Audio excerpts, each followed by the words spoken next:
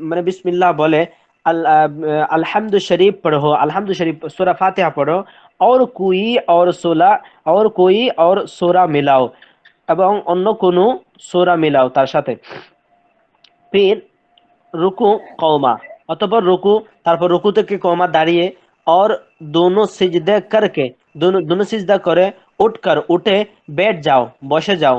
पहले तशाहुद, पहले तशाहुद पढ़ो, प्रथमे तशाहुद पढ़ो, फिर दुरूद शरीफ, फिर दुआ पढ़ो, অতঃপর দুরূদ শরীফ, তারপর दुआए मासूरा पढ़ो আর কি। फिर सलाम फेरो, অতঃপর সালাম ফিরাও। पहले दाहिनी तरफ, फिर बाएं तरफ, প্রথমে ডান দিকে তারপর বাম দিকে। সালাম ফিরতে ওয়াক্ত, সালাম ফিরানোর সময় দাহিनी और बाएं तरफ মুখ মোড় লো। সালাম ফিরানোর সময় ডান দিকে এবং বাম দিকে মুখ ফিরাও। 2 রাকাত নামাজ पूरी हो गई, 2 রাকাত নামাজ পরিপূর্ণ হয়েছে।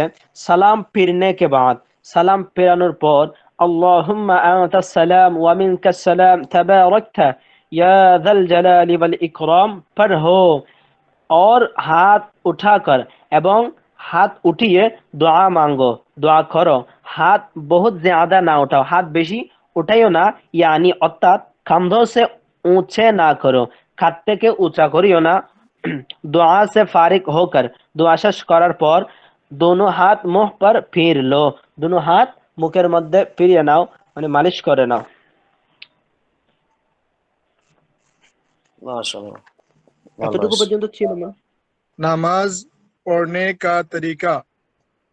सवाल, नमाज पढ़ने का तरीका क्या क्या है?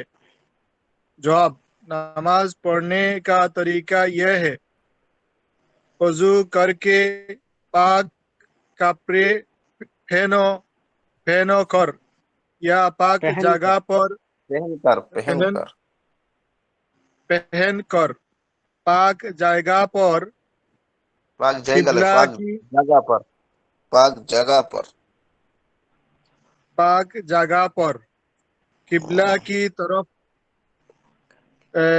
मुनकर मुनाह कर के मुंह मुंह करके। मुंह करके